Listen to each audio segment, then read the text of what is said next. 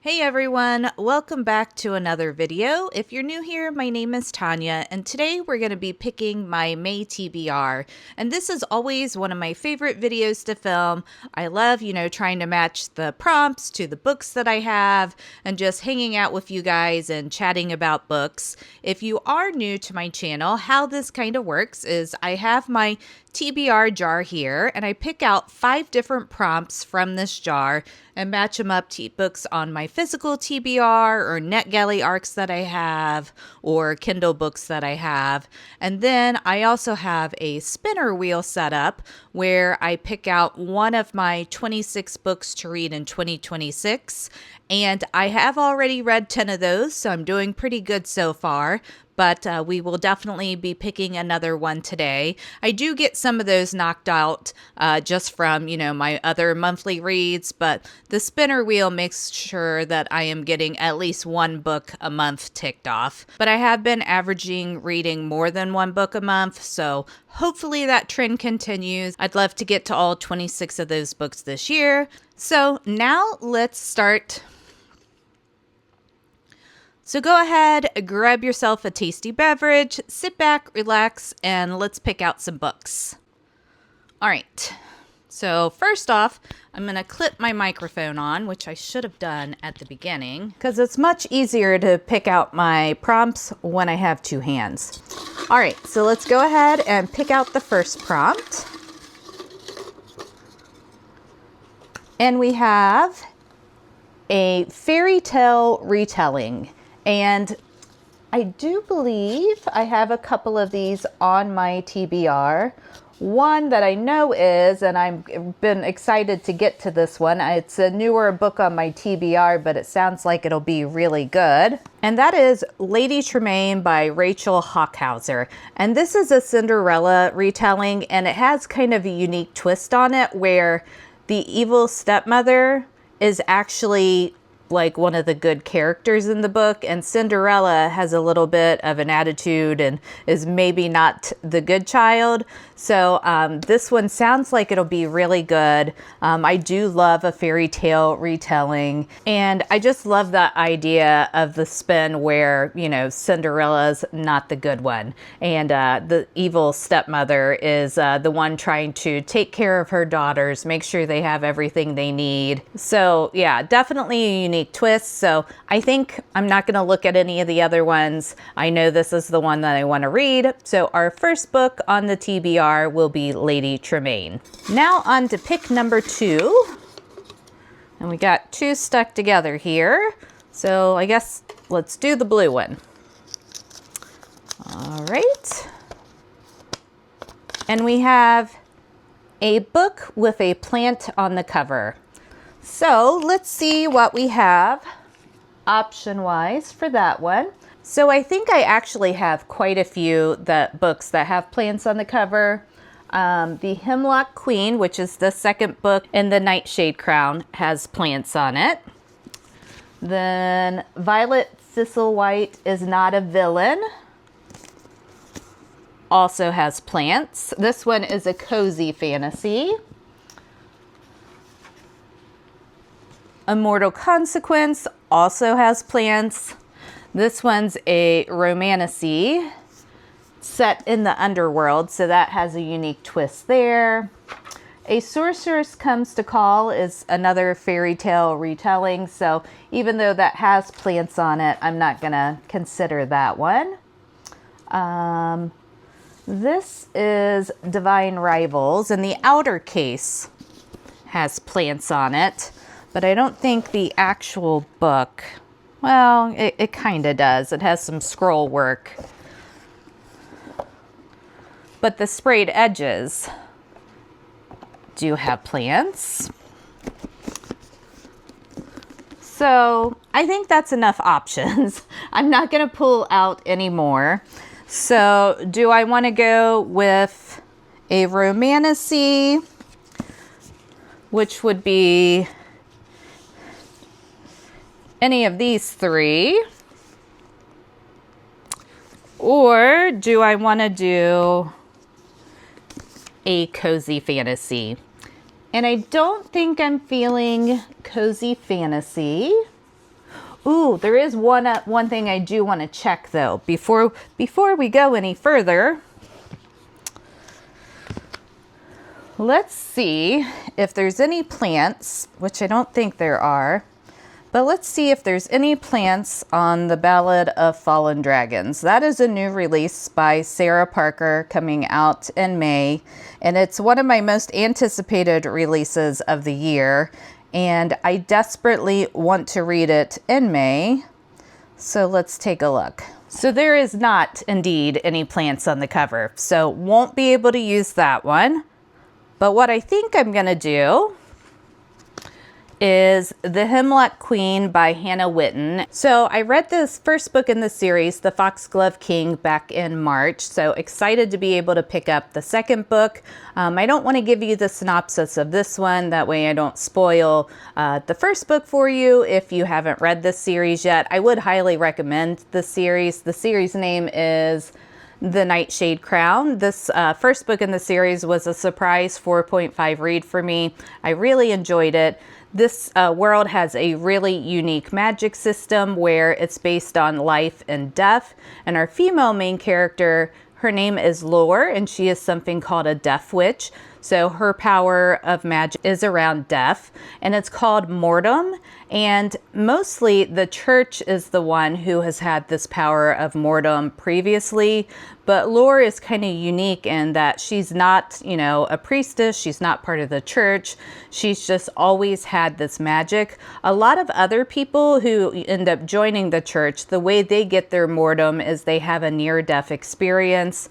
And that just wasn't the case for Lore. She was basically born with it.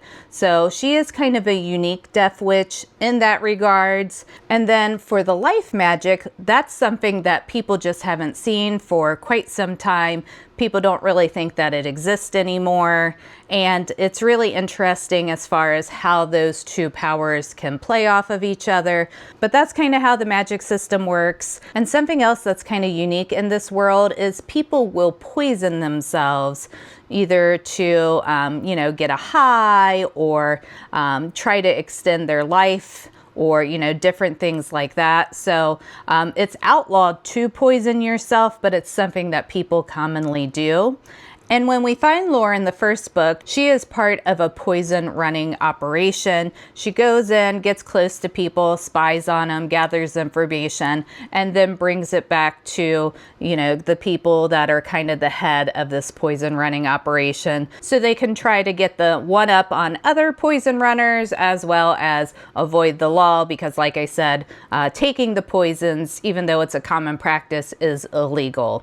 So that was another really unique aspect of the series. It also has a love triangle. We have, the misunderstood prince, Bastion, and we have Gabe, who is a Mort. So he is part of the church and has taken this vow of celibacy, but he is also part of the love triangle. So at the end of the first book, we don't know who Lore is going to end up choosing. There's no real spice in the first book, nothing much past kissing, but there is definitely tension in between Lore and Bastion and Gabe.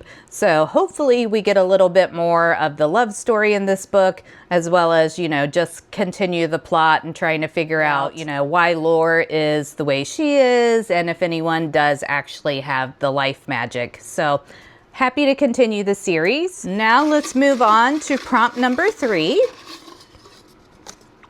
And it is a book with non-human characters.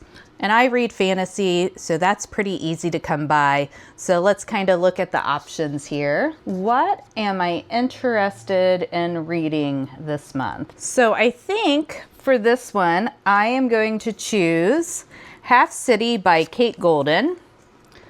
And this one, the non-human characters are demons. This is a newer release, and I've been pretty excited to get to this one. So I'm glad to have an excuse to put it on my TBR. And if you're not familiar with the book, I'll give you a little bit of the synopsis. Viv Abbott is an average 21-year-old girl. She lives in an expensive city where the rent is too high, works long hours at a thankless job, and is dating a guy she doesn't even like in the hopes of winning her prickly mother's approval.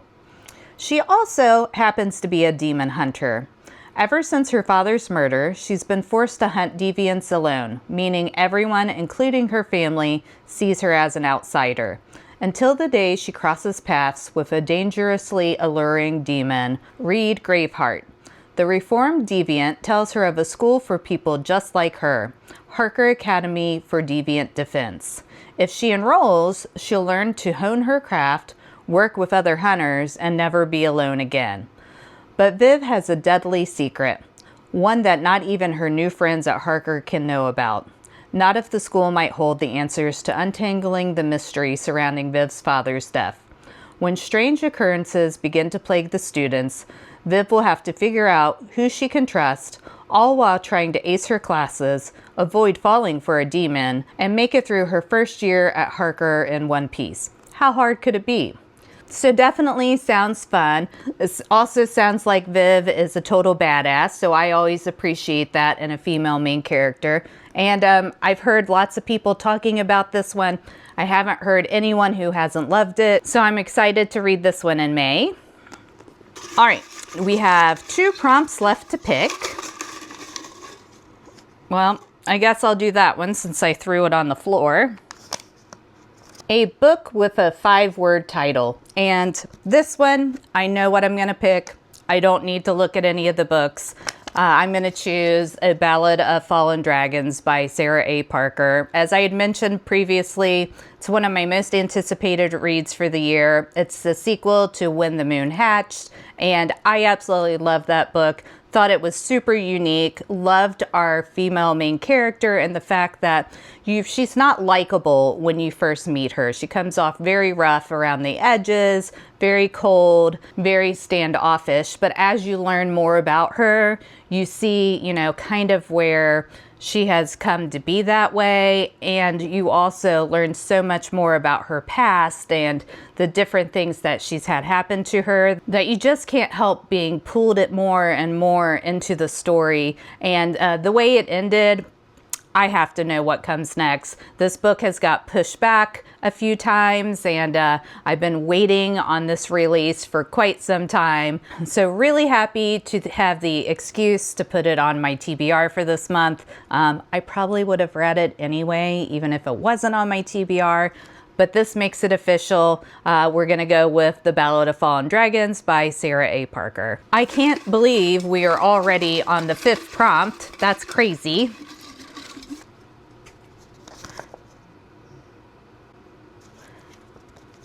A book written by an author that uses initials. And let's see.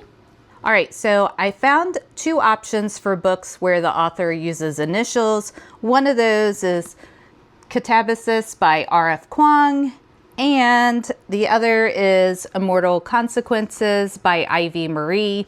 And I think I'm actually going to go with Catabasis for this one. I haven't read any of R.F. Kuang's books before, but I've been really interested in reading some of her works. I know that some people say this one has a little different feel than some of her other works, but I thought the story sounded really interesting. So in it, we're following 2 students who their professor ends up passing away, but they need his recommendation to get, to the next level in their education that they're wanting to get to.